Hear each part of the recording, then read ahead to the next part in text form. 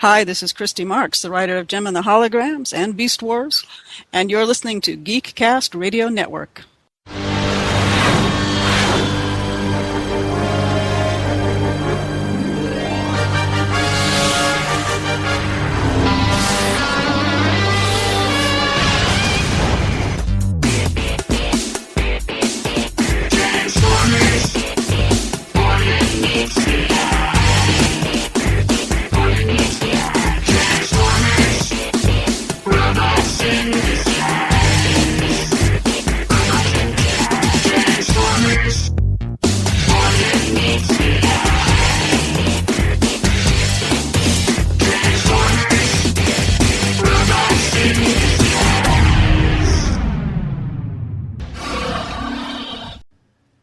I am TFG1Mike, and I'm joined with Michael Wilson. Hello, sir. Hey, how's it going? Pretty good, pretty good. We are about to interview Christy Marx, head animation writer for Gem. She wrote one episode of Beast Wars. She's done a bunch of video game writing as well. She actually wrote a book about animation, comics, and video games. Most people will remember her from being the head writer of Gem. I really got into that show when I was a kid for some strange reason. But yeah, so it was just going to be really awesome to talk to her, and we're going to see what she has to say next. Would you like to say anything else before we go into the interview, sir? Yeah, basically, I had not actually heard of Christy until I had saw her credits on Beast Wars. But then again, I didn't watch a whole lot of Gem when I was younger either. No, you just watch Hannah Montana now. Well, it's the same thing basically. It's girl with wig becomes rock star at night. No, it's not the same thing. But anyways. Anyway, yes. But, no, it was very nice to hear from her. Once we researched her, I saw what a diverse background she had, and she was actually involved with many things that were near and dear to my heart at the time, as well as video games currently, which, again, near and dear to my heart. So, no, it was very cool that we're going to be able to have this opportunity to chat with her. Yes, and you're going to hear that after the Gem theme song.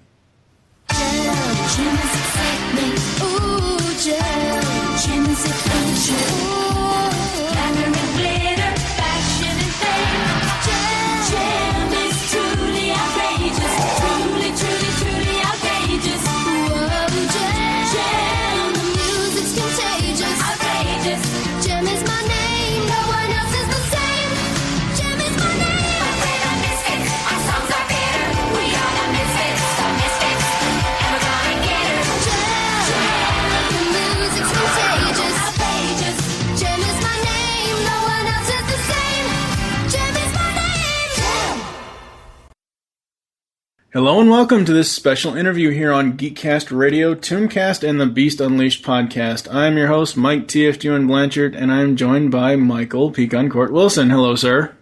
Hey, how's it going? It's going. How are you? Hanging in there. Yes, and today we are going to be talking with animation and television writer Christy Marx. Hello, Christy. How are you? Hello there. And don't forget game writer. Oh, yes, video game writer. See, I knew I was going to screw the intro up. Nobody can keep track of everything that I do. Yeah, I know. So what have you been up to lately as far as upcoming projects? What I'm working on currently is I'm writing game dialogue for Warner Brothers Interactive. I don't know if I'm allowed to say what the game is or not. It has officially been announced, but when they put you under non-disclosure agreements, sometimes you have to be careful about what you say. Okay, that's cool.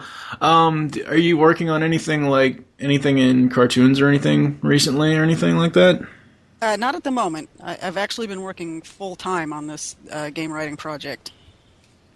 Now, is this separate from the Slipgate Ironworks, or is that a different project? It's something entirely different.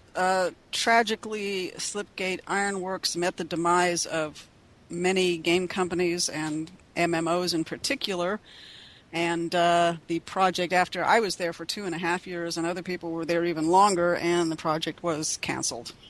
Ooh.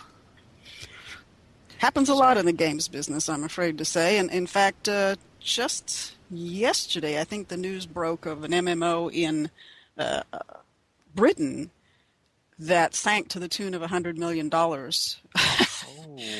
You know, we didn't do anything quite that badly, but unfortunately, it's the reality of the games business that many games fail or just don't get made for one reason or another. And ours was one of those that, even though I think it was a brilliant game and I had the opportunity to create an original IP for it, but we ran into obstacles and they decided not to keep funding it. Wow. That kind of stinks. It's painful. It's painful to sink that many years of your life into something and wholly and completely put yourself into it, and then it just goes away. And it's not the first time it's happened to me. I spent a couple of years working on a Babylon 5 video game. Oh, really? And in fact, that's where I met my husband, Randy Littlejohn. He was one of the narrative designers on the game, and I was brought in because I have written for Babylon 5, the TV series, and I knew Joe Straczynski, and so I was actually originally brought in as the person to bridge the gap between Joe and the TV world and the game world, because I can speak both languages fluently. And then I ended up actually working as a narrative designer on the game, and Randy and I ended up working very closely together in the same office, and we've been together for 13 years since then. So, but we put 2 years of love and hard labor into that game, and the same sort of thing happened. Sierra Online was acquired by Havas, which was acquired by Universal, Vivendi, blah, blah, blah, and the game, in the midst of all of that, somewhere the game was killed. There was a bunch of games lost in the trials and travails of Sierra Online, if I remember right. Yes, there were. It was a tragic thing. Long, involved, complex, and utterly tragic. Wow. Getting into some background questions here, where did you grow up? I grew up in Danville, Illinois. I'm sorry. That makes me giggle because we're both, Michael and I are both big Phineas and Ferb fans. So when you say Danville, it kicks in. Oh, wow. Danville, Illinois? Yeah. Okay. I don't know about that one. Yeah. What got you interested in writing? I was born telling stories. I don't know any other way to put it. I was simply born with a desire and an interest in telling stories, and also very much visual storytelling. From the earliest ages that I can think of, I was fascinated by colorful stories, fantasy stories. I would sit down and even before I could write, I think, I was trying to draw out little sequential stories. So for whatever reason, I think I was simply born as a storyteller. And then from there, I discovered newspaper comic strips, became a fanatic about newspaper comic strips, and then comic books, and then reading. I was a voracious reader. I just read just every kind of fictional thing, fantasy, science fiction, mythology, the stories of operas. I mean, whatever it was, I would read it. I'd go through the library and just, pretty quickly wipe through everything they had. Oh, wow. That's very interesting. Yeah. Is there I'm sorry to tangent there for a bit. Did you have any formal training? No, other than being a voracious reader and absorbing everything that way, and just the usual education that you get. I went to the University of Illinois in liberal arts, but I ended up moving to LA and working my way into being a scriptwriter through LA. Huh. Wow. We kind of already covered the Slipgate and the Slipgate Ironworks. What other, I know you mentioned that you have gaming project that you're currently working on? Is that just the only current project you're working on? Yeah, I'm working on this 40 hours a week, so it doesn't really leave a lot of time to Well, do much else. So. Okay. Although we can always visit your website for the list, please tell our listeners some of the television credits you've been in besides Gem and Beast Wars. Action, adventure. Are we talking live action or are we talking animation? Do you want me to just television in general. Animation, live action, whichever. You know something? I've been writing for so long and I've done so many things that sometimes I actually even have trouble remembering everything. I mean, it sounds bizarre, but in the live action arena, I worked on Captain Power and the Soldiers of the Future, and which was the first time I worked with Joe Straczynski was on that, and did a couple of episodes, Gemini Accounting and Freedom One for that series, and then we were going to do a second season. I wrote a mini-series 5-parter for the second season, and then it ended up never being produced, unfortunately. And then on Twilight Zone, I worked with Joe again, and I did an episode of the Twilight Zone that was at the end of the 1980s, like 89, somewhere around there. And then I worked with Joe again on Babylon 5 and did an episode called Grail for the first season. And then I worked on a half-hour Saturday morning live-action show for ABC called Hypernauts. And Hypernauts was sold to ABC by Ron Thornton, who originally did the CG effects for Babylon 5. So there's that connection. As a matter of fact, he even reused the Nakaline feeder from my Grail episode as a creature in the Hypernauts series. That's pretty cool. It really all came around in a way that was very interesting and funny. So I developed that. I was hired to develop the series, and I was the executive story editor and writer on that series. So that's live action. And I've also done some feature-length stuff in animation. I did a 20,000 Leagues Under the Sea adaptation for Nickelodeon movies, and Randy and I wrote a movie called Widowmaker for Stan Lee for his POW Entertainment. And in animation, obviously we've covered Gem and the Holograms. I started out writing for a couple of different Spider-Man shows, then I wrote stuff for G.I. Joe. Gem took up a couple of years of my life. I wrote for Teenage Mutant Ninja Turtles. Then I developed and was story editor and writer on Bucky O'Hare, based on Neil Adams' comic book. Then Conan the Adventurer, which was 65 half hours. I've written for Darkstalkers, Reboot, Beast Wars, Pocket Dragons, War Planets, which is known as Shadow Raiders in Canada, X-Men Evolution. Well, then Randy and I got together and started writing as a team. So as a team, we wrote for X-Men Evolution, Stargate Infinity, He-Man, Legend of the Dragon, Zorro Generation Z, a few other things besides. So I think I'll stop there. That's a lot. Yeah. Plus, he and I have worked on game projects together. Right. As far as, let's say, animated features, what was your favorite show to work on? Oh, Gem. Definitely. I mean, I loved working on Spider-Man. I loved working on G.I. Joe. But Gem, I had a great deal of creative control.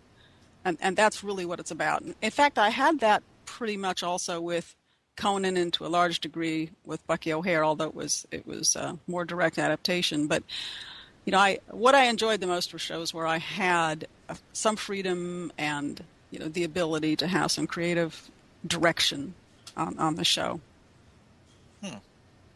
That's very interesting. We had a whole slew of Gem questions next, so yes. Oh, we did Gem already.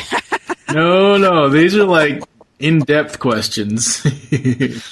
In season 5, you know that thing. No, now don't turn into a fanboy, Michael. Besides, there was no season 5. Shows what you know. Yeah, I know. Oh. Exactly. See, he doesn't know anything kidding. about it. Hey, I read the Wikipedia page. Yeah, that's all you do.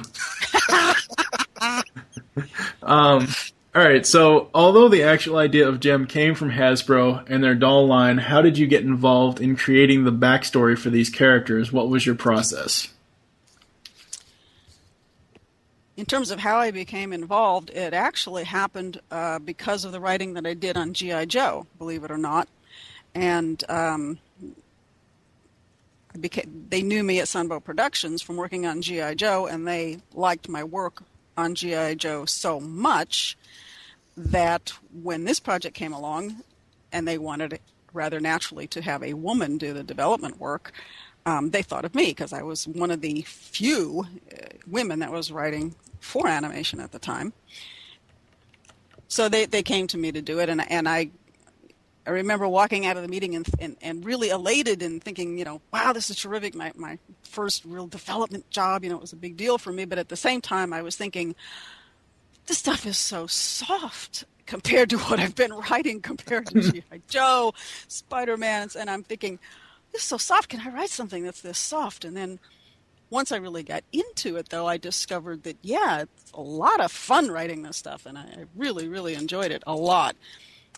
The process really involved taking the couple of very sketchy fundamental ideas that Hasbro had, and they knew the product names of the well, actually, they didn't even know the product names of the dolls because they kept changing them on me like almost constantly during the development process. Gem was originally just called M, and instead of being Jerica, her name originally was Morgan. and they kept changing all these names around. But after begging and begging and begging them quite a bit, I finally got some Polaroids of what the dolls look like so that I could have some visual inspiration. I'm a very visually oriented storyteller, writer type of person. And so just having the dolls to look at, it just simply helps. It kind of gets the creative juices going. But pretty much everything was up to me. I had almost a completely blank slate and was able to just do whatever I wanted to do. And so I went crazy and had a fantastic time. But my process really was just thinking about the fact that we needed to do 65 episodes because at the time that was a pretty standard syndication run. Right. Mm-hmm. Which meant there had to be a lot of room for development. And this was not really an action show. It was very much a character-driven show. It was more of a action soap opera in a way. So I really had to have the depth and the layers and the interactions and lots of characters to play with. I think I went a bit overboard on the Starlight Girls. I don't think I really needed to create quite that many, but nonetheless I did. But just in thinking about the characters, I had to think about the emotional hooks, the relationships, all of the things that writers would want to draw upon to come up with all of these stories. And then I hit upon the notion of the romantic triangle, this feeling, this confusion that Rio is in, the boyfriend who's caught between Jerica, who he's known for so long and has been his girlfriend, and all of a sudden here's this mysterious and alluring Gem who really is Jerica, and he's finds himself just attracted and completely torn, and that triangle just suddenly really brought it all together and really made it work and just provided so many avenues to have fun with it. Yeah, it's kind of like multiple personality problems. Yeah, we played with that a little bit too.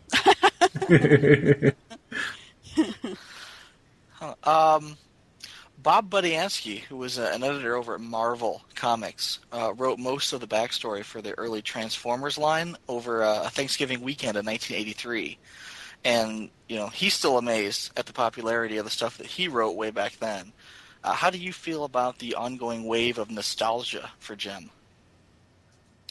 Well, I think it's delightful. I have actually been in close touch with a very dedicated group of Gem fans for over a decade now through an email list that a couple friends of mine set up. So I've been in ongoing contact with people, and I've heard these stories, and now there's even a Gem Con. Mm-hmm. And so I've been the guest of honor at a couple of those, and they're small and intimate, which is wonderful. But, you have people, there are people there from all over the world, from the Netherlands, from Scotland. I mean, just all over the place. And it's just wonderful. Wow. It makes me completely happy.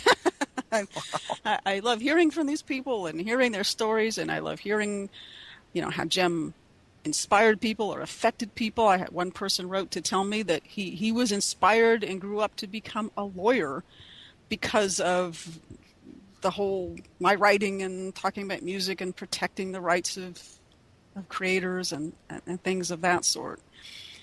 So there have been a lot of really, really nice stories that have come out of that. Wow. Yes. As we've said, you wrote the original Girl with Ordinary Life transforming into rock star by putting on a wig story. Are you ready to take credit for Hannah Montana? And I cannot believe Michael included that question. I thought, you know what? We watch way too much Disney Channel in our house, and that includes the occasional Hannah Montana episode. And it occurs to me that Jem is kind of, she has a little magic involved, but puts the wig on and she's somebody else. Well, she doesn't put a wig on though. There is no wig involved because we're talking about holographic projections. Mm-hmm. It's a holographic wig. It's a holographic projection. Everything that Jem is, her identity is created by this holographic projection around herself. So there's no wigs here, but I do have a funny story for you, and you might be the first people to hear this story. I'm not sure. About probably close to a year ago, I get a call from a lawyer at Disney, and this lawyer says that they're dealing with a lawsuit on Hannah Montana from someone who claimed that he came up with the idea for Hannah Montana, the idea of a rock star with a secret identity. And so he's suing Disney. And so Disney says, well, we understand that this idea has been done before. As they were contacting me to prove that Hannah Montana was not an original concept, that the idea of a rock star with a secret identity had been done before, so they can invalidate the basis of this guy's lawsuit, which I just thought was not only ironic but completely hysterical. Yeah. It's like, please sue us, because we realized that we stole your idea, and yeah, that's funny. But they were using me to protect Hannah Montana from the lawsuit, which, I mean... See, if we could retcon it so that Billy Ray Cyrus was actually Jem's father, then we could tie this all together. No retconning. No retconning. Bad Wilson. That's funny. So, as of 2008, Hasbro owns the distribution rights for the Gem series. Now, they recently put out as far as I know, I think that's probably the case. Well, again, somewhere in the wiki. They recently put out a really nice box set of the Transformers series through Shout Factory. So we're thinking, would it be outside of the realm of possibility to get a call from Shout Factory about a DVD bonus feature interview? I wish they would. I think that would be fantastic. I mean, the fans are going crazy wishing that they would put out the rest of the series. As you know, Rhino did the first couple of seasons on DVD. Yeah. Because they had the rights to do the DVDs. And so I did interviews for them, and we recorded things for them. But they never got to finish the third season, the Stingers, and the last batch of shows that had Stingers. And so the fans have just been going crazy, wanting to have full DVD sets. And, of course, you can find them pirated all over the place on eBay.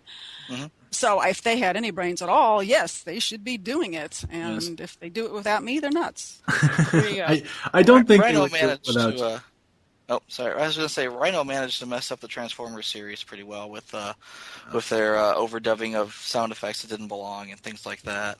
Yeah. But part of me, when I actually thought of this question, was thinking maybe they already did, and she's going to say, "Oh yeah, heck yeah, let me tell you about it." Yeah, and I have not heard anything from Hasbro at all.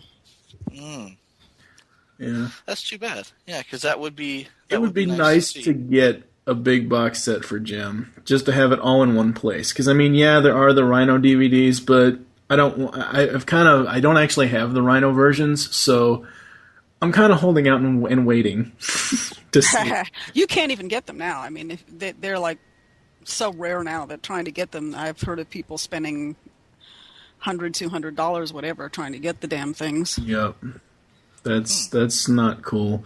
What is the current state of Gem? How do you feel about recent calls to bring back Gem as a live-action movie? Do you think that you would be involved if that were to happen?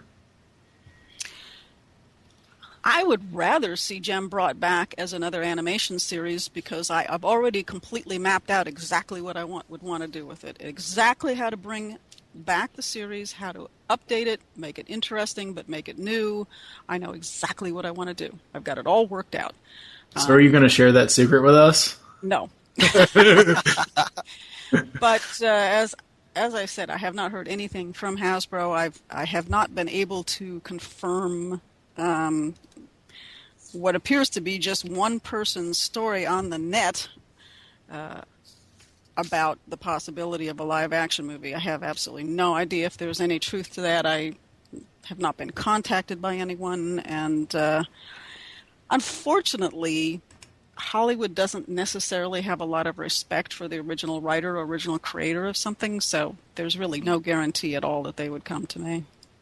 Yeah, that kind of thing. Let me throw this out real quick. You may or may not know, Hasbro has recently teamed up with Discovery Channel to create a new channel called The Hub. Mm-hmm, yeah, Margaret Lesh is running it. Okay, and I didn't know that. Yeah. They're bringing back a lot of their older properties and putting them on and at different times during the day. And I know that a lot of the shows from the 80s, including like the G1 Transformers and the, I believe the original G.I. Joe, they're going to show on those channels. And I'm not sure if I wish I would get residuals for that. But animation writers do not get residuals, or not for the old shows anyway. Right, not for back then, no. And not now most of the time. There are exceptions, but mostly not. Well, would you be considered not so much a writer, but like I don't know what they would call that, since you actually came up with the backstory and everything, like the Bible author, if you will. Yeah, I think it doesn't matter because it wasn't done under a Writers Guild agreement. Oh. Okay. Oh, but if they were going to bring Gem to their hub. Would they even notify you, or do you think they would? Probably not. Why would they? I don't know. I'm not entirely sure how the process works. Yeah, I mean they have no obligation to tell me anything. Then maybe they'll rewrite a new one. Because I know they're making a new Strawberry Shortcake and a new G.I. Joe and a new Transformers that I may or may not enjoy. I don't know. We'll see. I mean, it could happen. It absolutely could happen, and there's no guarantee that they would have me involved at all. Speaking of Transformers, we're going to move into some Beast Wars questions. How did you get involved with Beast Wars? Had you worked with Larry DiTillio in the past? Oh yeah, Larry and I had worked on Captain Power, and I think we probably worked on other shows together, but we had become very good friends, and so consequently, I heard from him when Transformers came along. Beast Wars, excuse me. Now, the episode Transmutate is widely considered to be controversial among fans. How did the story come about? And were you requested to write this particular story, or was it something that you pitched to Larry? Larry wanted pitches. So I had to come up with some pitch ideas, and there were some very specific parameters that had to be observed in writing this show. When it comes to a CG show, one of the most expensive things is having to create any kind of a brand new character, because that involves a lot of work putting everything together, the new character, the rigging models. And the mesh and the design. There's a lot of work involved to that. So the basic guidelines were you can't create any new characters. You can only use the existing characters. That's it. Just the pool of Beast Wars characters we have. That's all you've got to work with. And there were some other limitations like that. So I was writing my pitches and coming up with various ideas, and having worked around CG and knowing a bit about how CG works, I thought, well, okay, here's a really cool idea that I think I could fudge my way around this requirement, because they could just take pieces of the existing models and just glom them together to create this sort of mismatched thing. And then they wouldn't have to create anything new, really. They just kind of take these pieces and put them together.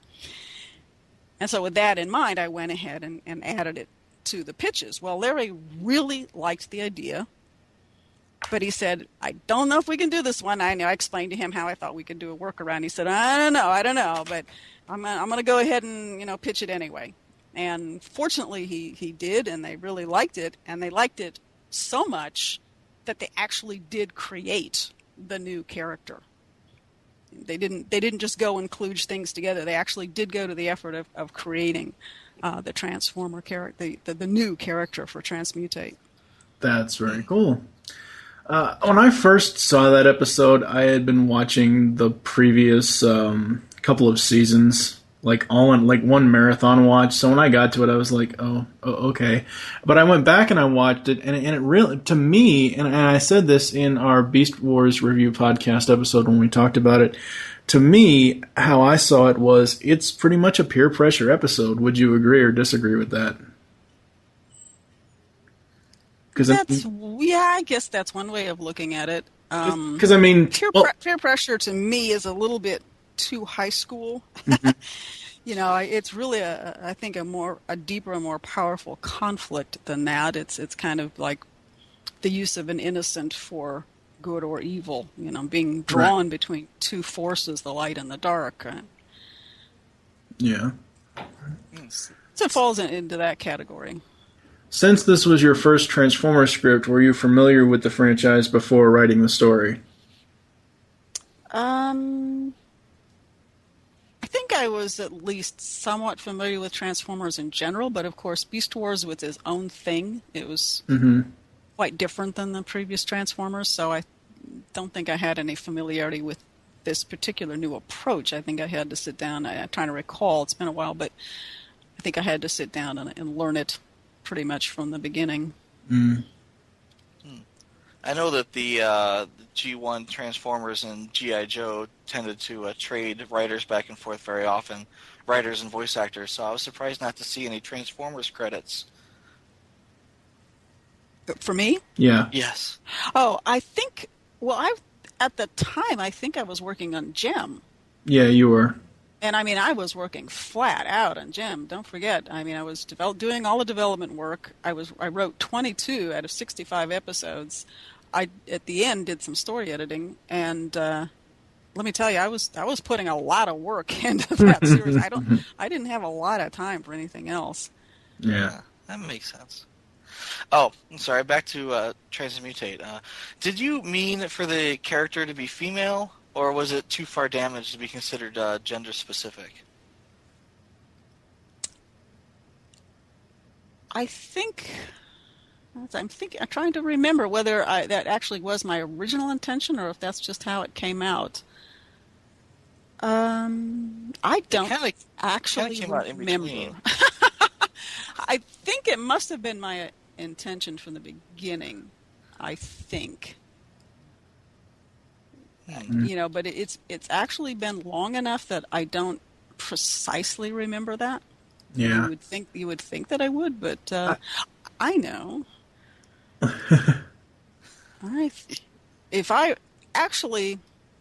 Because of the way they created the character, it seems to me that I must have given some indication in that direction.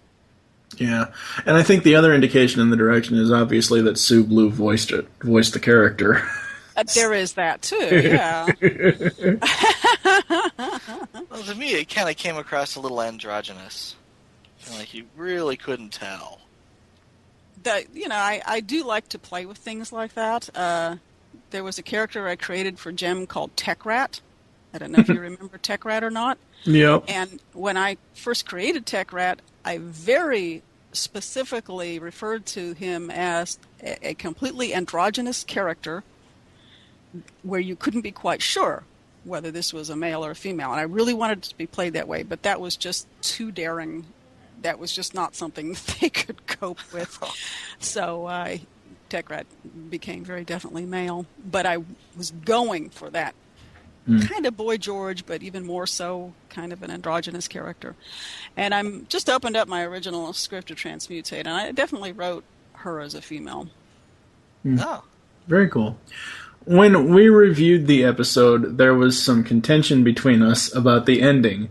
Please settle this for us. Did Transmutate knowingly sacrifice herself, or did she just happen to fall between the oncoming missiles when it jumped over the cliff? If so, what was the point? Yes. There you go. Wait, yes, she knowingly sacrificed herself? You know, I'm tempted to just really leave it up to an individual's idea of what they would like it to be. However, I wrote here that in this split second of the simultaneous exchange of fire, the Transmutate leaps from her safe position to shield both of them, taking their combined blast from two sides. So based on what I wrote in the script, I would say that sounds pretty deliberate. Oh, okay. Well, you win then. Yeah. I had actually thought that the capacity for that type of will wasn't there with this particular character. So it's like, well, you can't actually sacrifice yourself if you don't have that force of will. At that moment, the idea was that it had been developing in her, and right at that moment, the crisis just all brought it to a head. And I think her intention was not to destroy herself. Her intention was to stop what was happening and save two beings that she cared about. Wow. That's great. Yeah, I hadn't thought of it quite that way. Yeah, that's a nice explanation. Did you get a Transmutate figure from the Beast Wars 10th anniversary line? I did not, and I am so disappointed. I would love to have one. I never, ever got it. Oh, it required you to purchase each figure in the set, and then Yeah, each I know. figure then had a chunk of it that you put together. And Yes. I've seen them on eBay. But, I just kind of imagine there being a Transmutate on your desk somewhere. I wish. I had a fan who had promised me that he was going to put one together and give it to me, but he never did. Oh, nice. You wrote a script for Beast Wars Season 3 episode called Dark Glass, which yes. which was rejected by the series distributor. It is rumored that the episode involved Rat Trap returning Dinobot's consciousness to a clone of his body. What can you tell us about that script? Did you base it on anything like Star Trek 3? No. The Search for Spock? Come on. No, I don't quite remember the origin of that one. I'm not sure whether that was an idea that I pitched or whether that was an idea that might possibly have come from Larry. I'm not sure. Let me think. That was... What number was that script? Number 47. So, you have it? Oh, yes, of course I have it. Of course I have it. Okay, this has just turned to a live script reading. So. Yeah, really, because the next question is there a copy of the script for Dark Glass out there? We noticed that you can buy an autograph script of Transmutate off your website, but no Dark Glass. We're interested in picking up a copy of Dark Glass and Transmutate. Well, it's weird. There was a kind of an odd history to this script. One of the problems is that I've actually don't have a copy of my original first draft of the script. Somehow that has been lost. I don't know how, but it has. And I have a copy of the one that Larry DiTilio did a rewrite on as the story editor. And so I feel there's a bit of an ethical conflict there because Larry was, at the time, which was a long time ago, but at the time he was very much opposed to having the script out there. And in fact, there may have been legal reasons why he had to be opposed to it being out there. It's been a long time since then, but it's not something I'd want to do without checking with him and making sure he was still okay with it. Okay, cool. I think one of the reasons why we're interested in it is because our other co-host on Beast Unleashed, the co-creator with me, Stephen Phillips, he asked me about Dark Glass because he does voices. He does voiceover. He doesn't do it professionally yet, but we're trying to get him to there. But he voices Beast Wars Megatron almost just like David Kaye does. And he wanted to look at that script to see, if he could actually voice out the episode. So that's why we're interested in Dark Glass. I see. So maybe you could ask Larry and get back with us maybe at a later date. Yeah, maybe so. We'll see how that goes. That would be very interesting to see that surface after so long. Maybe. Yeah, I mean, I thought it was a worthwhile script. From what I recall at the time, Hasbro felt it was too dark, whatever that means. Mm-hmm. Something about it that they just didn't like getting into. I don't quite know. And consequently, it didn't get made. Well, they sure love their Dinobot episodes because there was plenty of them. Yeah, I don't know why they wouldn't want to do this one, quite frankly. From what little I had read about it, it seemed like it was straightforward enough. It would have pushed the storyline. It looked like elements of that script actually showed up later on in the continuity. Oh, probably. I mean, if they ever got, I don't remember, but if they ever got around to bringing Dinobot back, then they had to use some elements of it. Well, they brought him back as a clone, but they didn't actually bring him back specifically. Yeah, that's true. This was, the clone existed, but was a Predacon, and this episode had to do with a Rat Trap attempting to restore his original spark to the clone, which created an internal conflict. So that within the battleground of the mind, within Dinobot's mind, there was a conflict between the two Dinobots. Mm-hmm. And at the end of the script, the idea is you're not supposed to be quite sure. It looks like the Predacon won out, and that he remains a Predacon. And there's just a little element of doubt in there. And I think what Michael's actually referring to is in the season 3 finale, Nemesis, the two-parter, Depth Charge kills Rampage. Thus, the half of the spark of Rampage that was in the Dinobot clone was cleansed of Rampage, and he started feeling the original Dinobot. So actually, they did take stuff from Dark Glass. That doesn't surprise me. Yeah. Very interesting. It just would have made a lot more sense if they had used that, and then, that would have figured into the canon. Yep. Would have been nice. I would have liked it. Behind the scenes stuff? Yep. Okay. The animated series that you wrote for usually had lots of other writers, each doing their own episodes. Taking like G.I. Joe, for example, were there any communications between writers in order to help continuity or focus the characters? And what can you tell us about that? Yeah, no, not between writers, because that's the story editor's job. And the story editor on G.I. Joe, when I was working on it, there were a couple of different ones, obviously, because it was 65 half hours. But I was working closely with Steve Gerber. So it's the story editor's job to make sure that the continuity is correct and to catch all of that stuff. So I worked closely with Steve in that case. Do they just change the script, or do they consult with you first? Or how does that... I mean, do they say, this is what we're looking for, this is the relationship between the characters? And well, we're talking specifically about G.I. Joe? Well, as an example, yes. Well, G.I. Joe is kind of its own thing. And the reason it's kind of its own thing is because in order to work on G.I. Joe, I had a Bible that was like 10 inches thick. I had this monstrous giant binder because there are so many characters and there's so many vehicles, so many elements that went into it. And the way they did G.I. Joe was really kind of unique, quite different than other series, because the story editors, producers would sit down and figure out, okay, in this episode we want to have these 3 characters and these 2 vehicles. And to make sure that it all balanced out and that all the characters got used and so forth, they spread that out over the episodes. And so basically the brief I got was, okay, now pitch aside some ideas using these characters and these vehicles. And so I had to look at those things and then find a story for them. So it was different, really a different way of doing it. And in that case, you had to have a lot of coordination, of course, between the story editor, writers, and the producers, and everybody like that.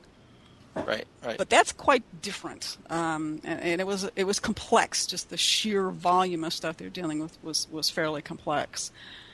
That's not really a way I've worked on any other series before. Generally, overall, however, and as someone who has worked as a story editor, it's very common for a story editor to do rewrites if needed. If it's possible, I would rather give notes to the writer and have the writer do a second draft, but if you're really crunched for time, if it's a very tight schedule, you may not have a choice. You may just need to go ahead and do it yourself because you don't have the time to go back to the writer. So it depends on the luxury of time, it depends on scheduling, it depends on the story editor, and so on and so forth. I mean, personally, as a story editor, I would always rather let the writer have that option of doing it. I'd much prefer to let the writer do that. Some other story editors they just want to put their own gloss on it or fix it or whatever, or their schedule doesn't let them send it back. It just varies. It's going to be different for every show. We noticed that. Oh, what were you saying, Michael? No, I was just saying that's very interesting because I'm not really privy to that whole process. So that's pretty cool. Yeah, I know just from watching other DVD features like on Justice League. I know that a lot of that crew, there was a lot of collaboration between writers, so it's not totally uncommon for that to happen. We noticed that every show is going to be its own unique creature because it really just depends on who's in charge, how they like to work. The nature of the show is just affected by a lot of different things, a lot of different elements, and so every show can have its own kind of feel to it. Right. We noticed that the legendary Wally Burr was the voice director for Gem. Did you have any contact with the voice actors, or were you secluded from that arm of the show? We love to interview voice actors. Yeah, I never had any contact whatsoever with the voice actors. None. I mean, writers just weren't involved in that process. And it's funny, I didn't meet Wally Burr until quite a bit later, and it was delightful. When I first met him, and it was at a party or a gathering somewhere, he paid me the highest compliment he could think of to pay me. He said, "Oh, you write like a man." and I knew what he meant because he's of a certain generation, and I knew he was trying to really genuinely pay me a very high compliment, and so that was his way of doing it, and I took it in that regard. Fantastic. Very cool. Just a couple of random questions for you. What is your favorite character type to write for? Heroes, villains, or is there another type of character that you like better? And who gets the best lines? I like characters that have multiple dimensions and layers and depth to them, and that's why when I create characters, I try to make sure I give them as much of that as I can. One example is Stormer from Gem and the Holograms. She belongs to the Misfits, but at the same time, she's a very conflicted character who sometimes goes behind the backs of the Misfits in order to help the Gem or the Starlight Girls. And so she's a great character to play with because she had this depth. She had these other things going on with her. So any kind of a character like that is going to be a character that I love to write. And, of course, I love to write really strong, interesting female characters, so anytime I get a chance to do that, that's fantastic. Yeah. As a writer, what is the weirdest thing that has happened to you? Ever been asked to write something that you didn't want to?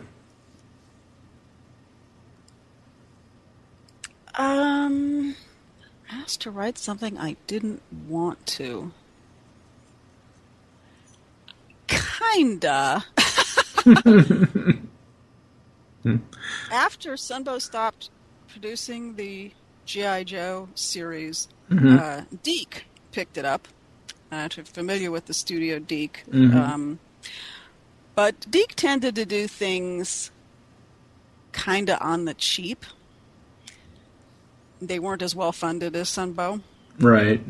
And so a dear friend of mine, a wonderful person, became the story editor on that series, and he called me up one day and asked me if I would write for it, and I said no, because they're not paying what they should be paying on this show, and he asked, and so kind of as a favor, I went ahead and wrote a couple of these other G.I. Joe episodes, which had tremendous restrictions on the number of voices you could use and this and that kind of a thing. So that was something I wasn't quite as wildly enthusiastic to write for. I mean, I still do the best I can do regardless. But I mean, in most cases, if something doesn't feel right to me, or I don't like it, or it doesn't interest me, I don't do it. I remember back when Smurfs was on, I got a call from Hanna-Barbera, and they sent me the Bible, and they wanted me to pitch for the show, and I had never watched the Smurfs. It's just not the kind of show that interested me at all. And I read the Bible, and I felt my brain just start melting out of my ears, and I said, I can't do this. This is just not the kind of thing I can do. I just can't write this stuff. I am not a comedy writer. I'm not a joke writer. I'm not that kind of a writer. That's funny. There was a funny moment a while back. A couple of very good friends of mine, Craig Miller and Marv Wolfman, in fact, managed to sell the first animation series that was covered by a Writers Guild contract. It was called Pocket Dragons, and it was based on a line of sculptures of these cute little dragons. And they were done. They were half-hour shows, but they were done as like 2 11-minute segments, separate segments. And so I knew they were doing them, and it was like, oh, that's what it's cute. It looks really cute, little cutie pie kind of show. And so they asked me if I'd write for it, and I said, oh, no. And they asked me again, and I said, oh, no. And finally, one time, Craig buttonholed me at a party, and he said, I'm really hurt that you didn't want to write for our show. Why don't you want to write for our show? And I said, oh, well, I don't know how to write that kind of thing. It's really soft. It's really young. I don't know. I'm just not any good. I don't know how to write that. And he goes, no. We want your kind of writing. Don't worry about that. Just write us a good story. So I actually ended up writing 2 of them and really having a good time at it. And I thought they came out really well. I had a lot of fun with it. So sometimes you can be wrong. The moral of the story is sometimes you can be wrong about what you think you can do. Mm. You see, the Smurfs, they really needed some strong characters. Yeah, maybe I should have done the Smurfs. I don't know. But how could you pass on the Smurfs? That's how it felt at the time. I was into awesome. hard action stuff. Well, if you choke a Smurf, it turns green. What kills me is that the Smurfs are going to get a live-action movie. Yeah, they already have a live-action movie. I've seen the trailers for it. Yeah, they're awful. They're just terrible. I have no interest. I'm actually on the lookout for further signs of the apocalypse. Yes, there we go. That's one of the first signs. While I love Hank Azaria as an actor, I'm sorry. Him as Gargamel, he looks like a stalker and a rapist. He just does. Yeah. He just looks like a pedophile. Yeah. Okay, this isn't Beast Unleashed. You can take the last question, Michael. Thanks. Yeah, how am I going to follow that? Jeez. We found your book on Amazon.com, Writing for Animation, Comics, and Games. And what is the biggest difference in writing for animation versus writing for, let's say, video games? And any plans to write an update? Let's see if I take the second question first and get that out of the way. There are no plans to do a second edition of that particular book just yet, but I did get hired to edit and co-author and put together a second book that's out called Write Your Way into Animation and Games, and it used chapters from my book, and then plus I had about 5 other books from other focal press authors, and they wanted me to draw material from all of these books and put it all together into a new book. So I edited that all together into a new book that focuses, half of it focuses on animation, half of it focuses on game writing. So that came out just a couple of months ago. So I have writing for animation, comics, and games, which is entirely mine, and then also Write Your Way into Animation and Games, which is a number of authors. The big difference, of course, is that any kind of TV writing, animation writing, comic book writing, film writing, whatever, is linear writing. It's just straightforward linear writing where the writer sits down and tells a story from beginning to end, regardless of it may have a different chronological sequence. That's not so important, but nonetheless, the writer compiles, puts together a linear story, even if it's told in jumping around in different time periods or what have you. It still ends up being a linear story. Games, however, is a non-passive experience. You're not just passively sitting back and having a story fed to you. It's a active experience where the player is a part of that. They're part of building that game. They're part of building that story. They're part of building their character. They're a significant component, and so everything you do has to take into account the fact that you have an active participant in your story, and you have to deal with that. So it's nonlinear writing, and it's also thinking about how you give the player agency or some sense of control or input or however you want to put it, whether you give them a wide open world where they have a huge amount of agency and can impact a lot of things, or whether, like many console games, they almost are linear in a way. You kind of drive them through a main storyline with maybe other alternatives. I mean, there's all kinds of different games, obviously. There's not just one kind of game, and so there's not just one kind of approach. But that's just the thing. You have to be so variable and flexible and adaptable working in games. It requires a certain amount of technical knowledge. It requires understanding games and interactivity, and it requires being able to think of all of the variables and track them all and keep them all in your head and deal with all of them. The linear writer sits down and says, okay, if I did this, then this would happen. But if I did this, then this would happen. And I like this better than that. So, okay, I'm going to decide that this happens, and you make that choice, and then you move forward to the next choice. As an interactive writer, more often you go, if this happens, then this happens, and I have to cover it and write it. And then if this happens and then that happens, I have to cover that too. But then this other thing can happen. I have to cover that too. And you have to think of all those things, and you have to actually deal with them in one way or another. You don't have the luxury of just setting it aside and saying, okay, I'm just going to narrow this down to one choice. You have to deal with those variables. So it's the difference between linear and nonlinear, and it's the difference between a passive experience and an active experience. Wow. Yeah, that's very, very cool.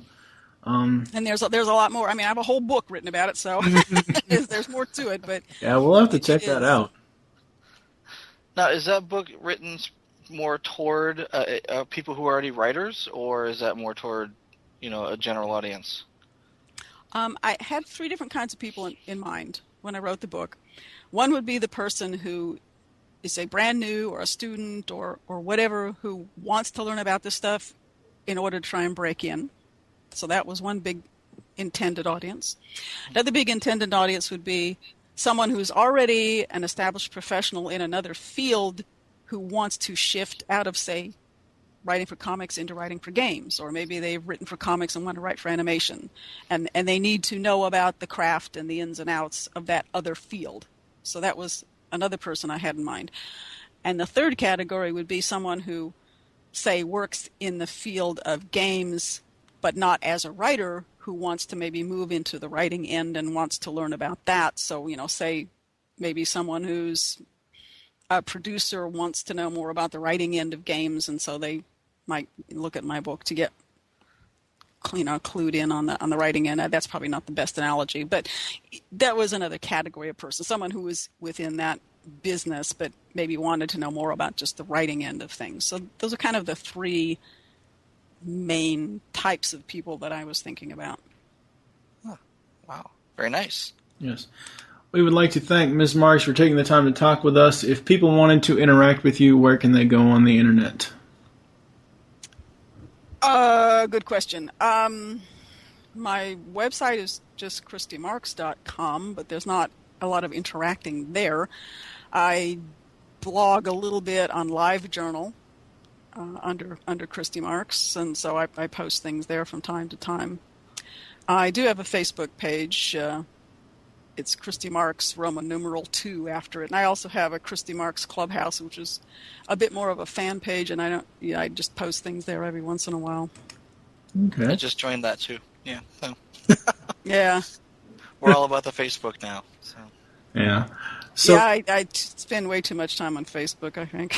yeah, I actually shared a story that you linked earlier today before we did the interview about Facebook suing TeachBook. Oh, yes. That's a very interesting news article. And very annoying. Yes, very, very annoying. So thank you for joining us here on the Geekcast Radio Network. I have been TFG1Mike, and I've been joined with Michael Wilson. We would like to wish Miss Marx good luck with her current work and future work. And don't forget to get in touch with us when you get permission to release Dark Glass. Don't hold your breath too long. We'll see. And all right, guys, you take care. Talk to you later. Yeah, hang on the line, and we will talk to you in a bit. That was very cool of Christy Marx to talk with us for almost an hour. Very, very interesting stuff as well. Yeah, it was a very cool conversation. Yes. And we actually got the skinny on Dark Glass, which is very cool. Yeah, straight from the author. Yes. And maybe, possibly, not, saying anything because I haven't made the contact yet, but maybe, possibly, we could get an interview from Larry DiTilio out of this. That would be nice. If she still keeps in contact with him, and she kind of implied that she does, shoot him an email and get us in touch with him. Yes. Very, very cool. So yes, this interview will be featured on Geekcast Radio Podcast, Tooncast, and the Beast Unleashed podcast. And then also on Beast Unleashed, coming up, we have another interview, this time with another voice actor. Steve got David Soboloff, voice of Depth Charge. So that will be coming up on Beast Unleashed as well. Exciting. So I guess for now, I am TFG1Mike with Michael Wilson. Until next time. Yay, we actually didn't screw that up. Woohoo! So, Christy, why don't you just say some stuff so I can see the audio levels on my program here? Well, blither, blither, blather, blather. 'Twas Brilligan the slithy toes did gyre and gimble on the waves. Oh, fear the noxious Jabberwock. There, that works. Michael, why don't you say some stuff? I don't see how I could possibly follow that. Exactly.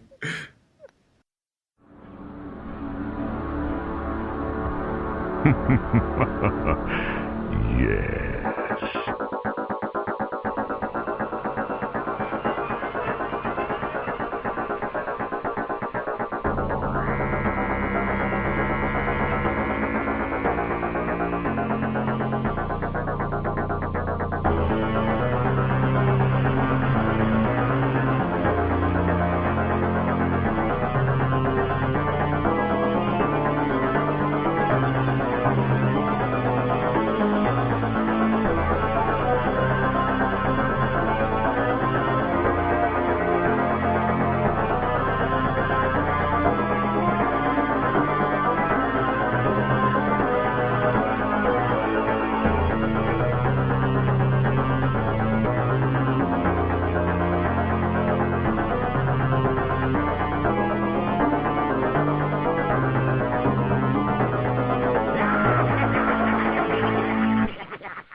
I wish to speak to my lawyer.